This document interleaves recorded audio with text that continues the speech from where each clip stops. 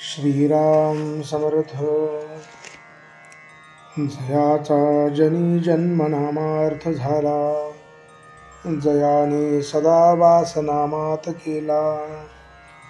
जयाच्या मुखी सर्वदा नाम कीर्ती, नमस्कार त्या ब्रह्मचैतन्य मूर्ती. जय जय रघुवीर समर्थ. सद्गुरु ब्रह्मचैतन्य महाराज की जय. क्षणभर सर्वजन भजन करूया. रघुपती राघव राजा राम, पतित पावन सीताराम. रघुपती राघव राजा राम, पतित पावन सीताराम. रघुपती राघव राजा राम, पतित पावन सीताराम. रघुपती राघव राजा राम, पतित पावन सीताराम. श्रीराम समर्थ. श्रुते हो. श्रवण करूया. दिनांक 7 मार्च या दिवशीचे प्रवचन. आजचा विषय आहे प्रपंचातील थोडी तरी चिकाटी भगवंतासाठी धरावी. लग्न करणे याला आपण सामान्यतः प्रपंच समजतो.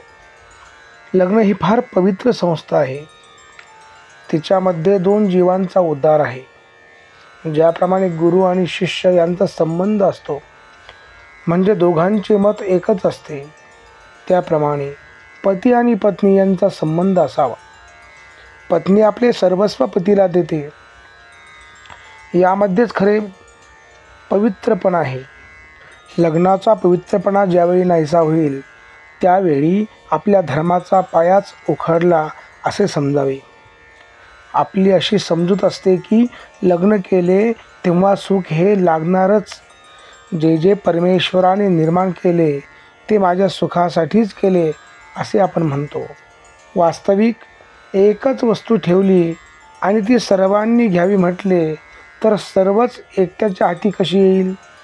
बायको म्हणते, मी माहेरी 16 वर्षे तपश्चर्या केली आणि आता यांच्या पदरात पडले, तेव्हा त्यांनी मला आता सुख द्यावे.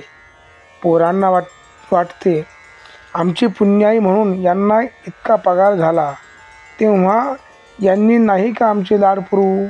खरोखर सुखाकरिताच प्रत्येकाची धडपड चाललेली असते. परंतु खरे सुख कशात आहे हे कळूनसुद्धा आपण डोळ्यावर कातडे ओढून घ्यावे, त्याप्रमाणे तिकडे दुर्लक्ष करीत असतो.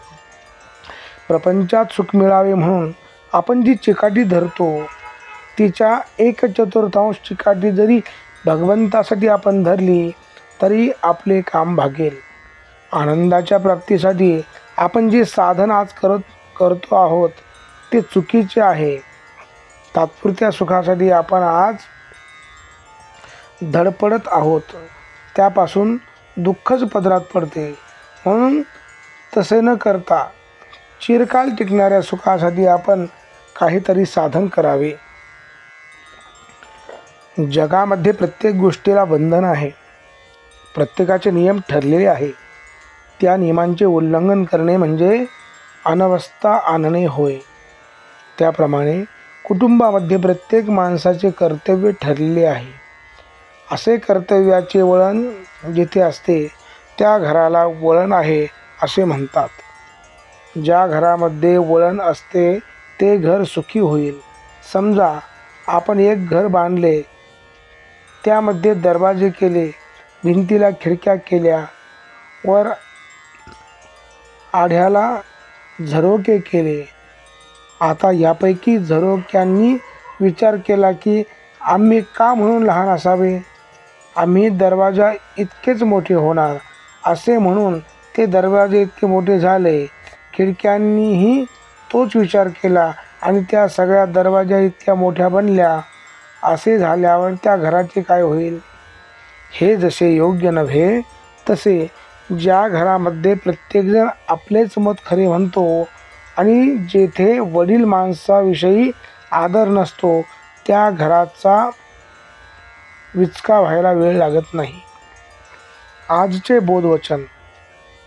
आपल्या घरातील वातावरण शुद्ध, शांत आणि पवित्र असावे. श्रीराम समर्थ.